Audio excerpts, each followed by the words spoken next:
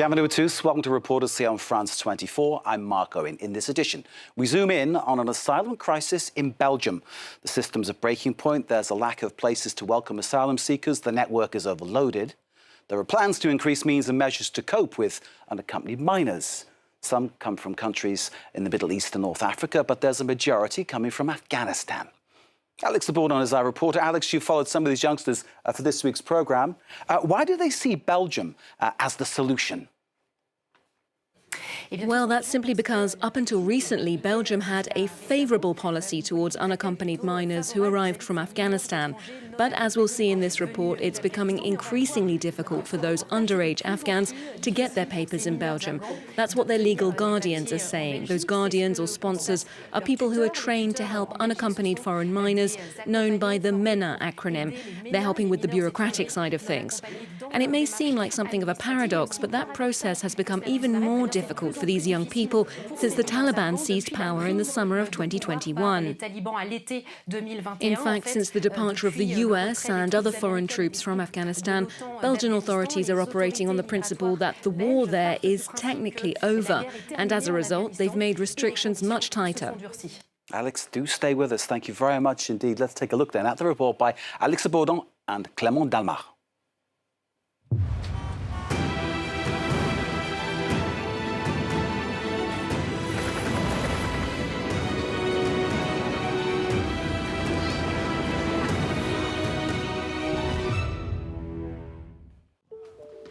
What shot?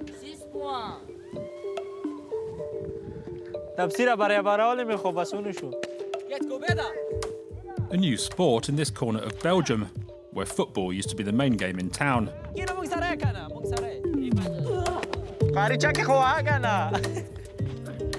Far away in Afghanistan, cricket is a popular pastime. And for this group, practicing their skills is a reminder of home. Chapeau, franchement. These young people are unaccompanied minors. El Mehdi looks after 64 of them at this centre.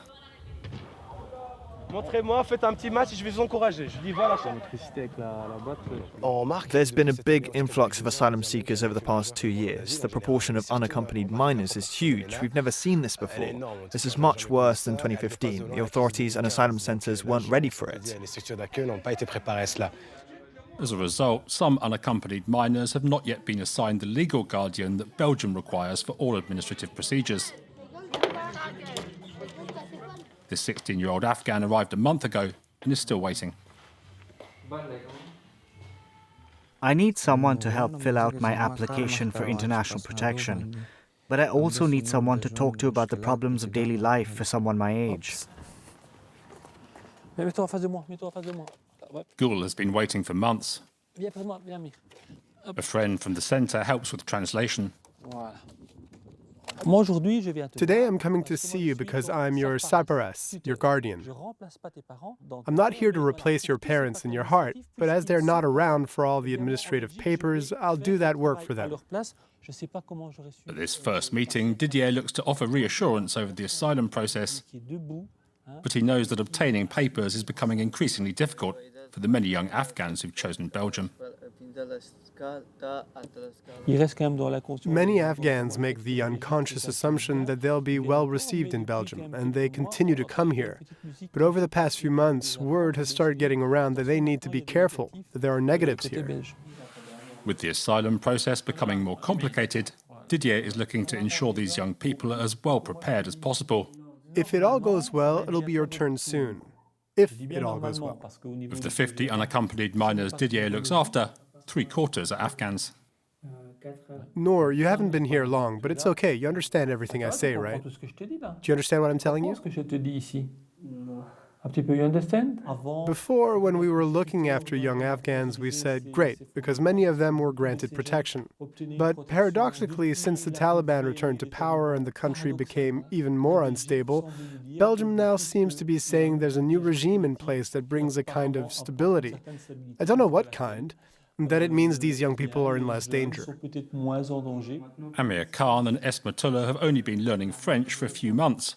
but it's enough to tell us why they left home. For young people like me, Afghanistan is a problem because the Taliban are taking young people out of school. I've also had problems with the Taliban. They came to my home. There was a big fight, and my brother, father, and sister died.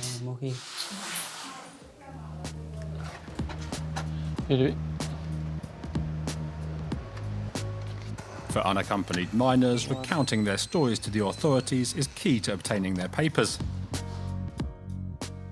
This pair are going to see their lawyer for the first time. We teach them to be very precise in how they relate events, otherwise it can backfire on them. For Adil, this is the first of many questionings. Okay, Adil, tell me why you decided to leave your country. We were threatened by the Taliban. They burned our house down.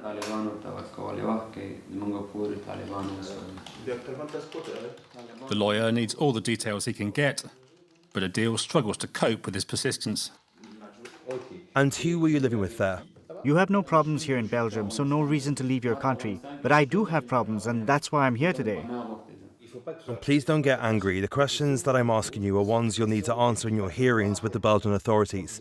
If you're not prepared, if this is how you react when you're asked, well, obviously, that's not great.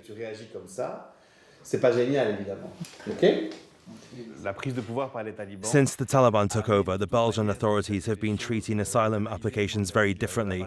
They've started looking much harder at people's profiles, whereas before the takeover, it was more based on the security situation in general, and that was enough.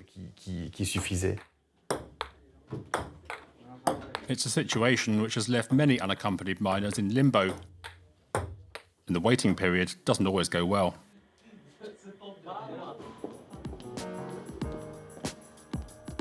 Hello, how are you? Samuel is another guardian. He's here to assist a minor accused of attempted murder. So what are you going to ask for today? That is requalified as assault. Yes? And that we can put an end to the placement in the youth detention center. 14-year-old Soufiane has been in detention for 11 months. Hello, young man. Everything okay? Samuel hopes Soufiane will be released today. But first, the lawyer has to make sure he's understood what's at stake at this decisive hearing in front of a judge. So to be sure, when she asks you if you acknowledge the charges, you say? No. You don't acknowledge attempted murder. You didn't want to kill Omar. Assault, yes, with a knife, but you didn't try to kill him. In 2022, 6,500 unaccompanied minors arrived in Belgium. In 2015, the figure was 5,000.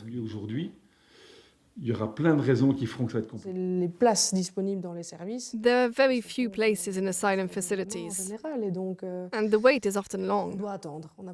There's no other choice but to wait. And one thing we do see, unfortunately, is young people losing patience. Many unaccompanied minors run away. For almost an hour, Samuel argues Soufiane's case. And at the end, there's relief. Soufiane should be back in the asylum centre in the coming days. Maybe you'll be out on Monday. His guardian's happy, but he knows there's still a long way to go. Soufiane left his country, Morocco, at the age of 8 and has been wandering all over Europe. This kid grew up on the street, sometimes in the centres. He's a young person who needs reintegrating into society. And there's a lot of work still to do. A few days later, Samuel will learn that Soufiane has fled. The mental health of young asylum seekers in Belgium is a major issue for guardians.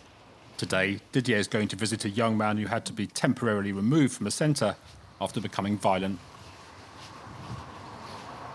I saw that this kid was losing it. He hadn't heard from his family for a long time, and then there were events in Afghanistan, including an earthquake. It led to 2 weeks in this facility, known as the Time Out Centre.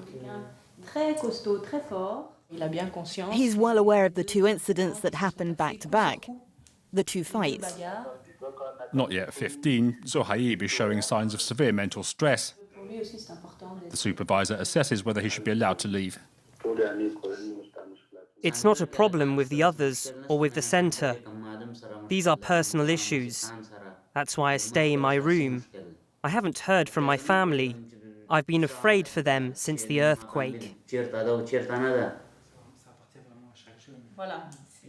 The supervisor seems convinced, and Zohaib should be back in the centre in the next few days.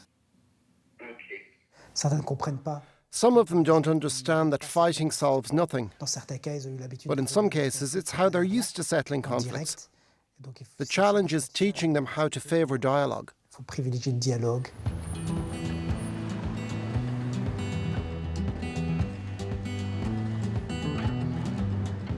We meet up again with Samuel at Brussels Midi Station.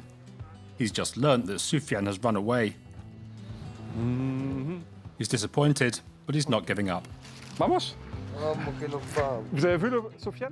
you seen Soufiane? Via his contacts, Samuel knows that the teenager is not far away. In general, all the young people know each other. News gets around quickly. Samuel just needs to find Soufiane and reason with him. Everything was in place for his release from detention to be as smooth as possible. Unfortunately, he didn't seize the opportunity.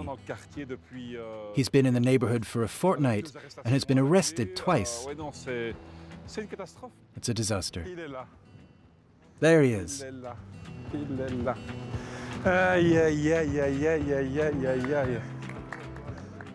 Worried about Soufiane's physical state, I've put some cream on.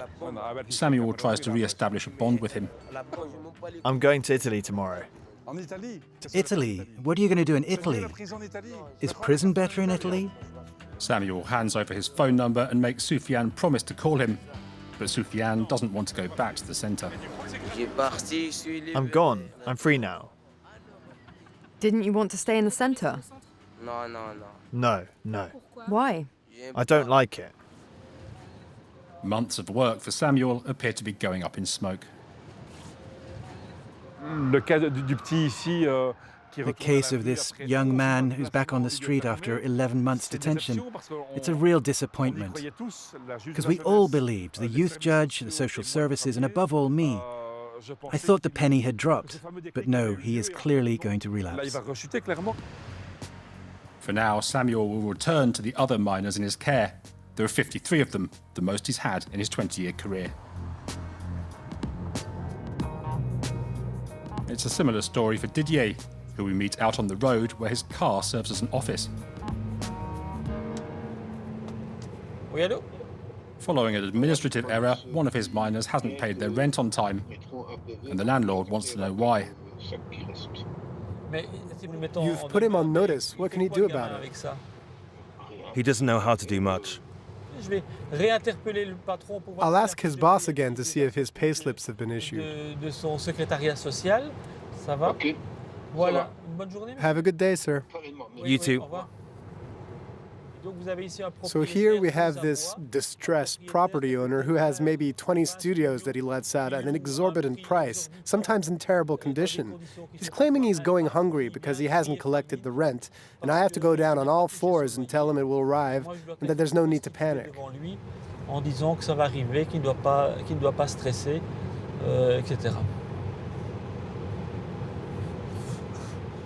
Sometimes the bonds that are formed are difficult to break. Saeed has just turned 18, but Didier still goes to visit him.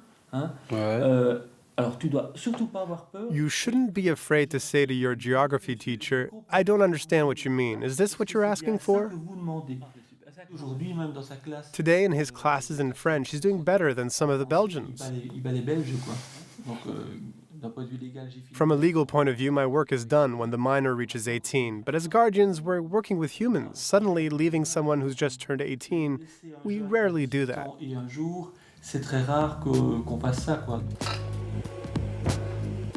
3 years after his arrival in Belgium, Saeed's future looks bright. But that's not the case for thousands of others like him, who have to deal with a system that's overwhelmed and in crisis.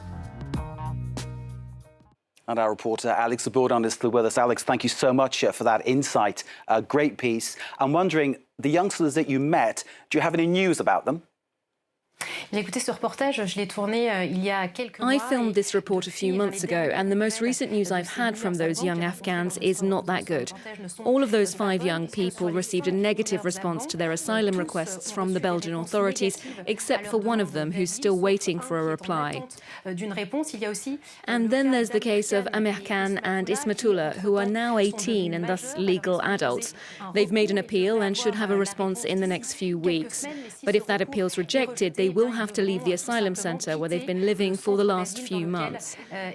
As for Soufiane, the unaccompanied minor from Morocco, who's been roaming around from country to country in Europe for a few years now, he's still in touch with his guardian, but he's left Belgium. He lives in another European country.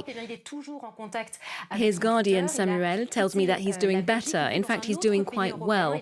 Another positive bit of news for Samuel, this guardian specialised in supporting unaccompanied foreign minors who often end up living on the streets, is that the issue is finally being taken seriously. That is, a centre for those young people is going to be built next to the Brussels South railway station, which means this population could soon be getting some of the help that they need. À côté de la gare du Midi à Bruxelles pour s'occuper de ces profils très particuliers. Alix, the situation in Afghanistan is getting increasingly difficult. Why are these youngsters arriving unaccompanied? Why are they leaving their families? The story I've heard from all of the young Afghans that I met in Belgium is that they've been threatened by the Taliban, either directly or indirectly, that is, through a family member. But the young people in this report actually left Afghanistan before the Taliban came to power in the summer of 2021. And that considerable lapse of time shows just how long a refugee's journey can take. It can be very long, many months, and then you've got the backlog in the Belgian system, so the administrative process can be quite slow. What's really difficult for these young people is that they all originally come from regions that were considered dangerous by the Belgian authorities before the Taliban seized power, which would have allowed them to obtain asylum here in Belgium. Alix Le Bourdon, thank you very much indeed. And thanks to you for watching too. You can see the report by Alix Le Bourdon and Clément Delmar once again via our website, france24.com. This is Reporters. Stay with us. Most of all, stay safe.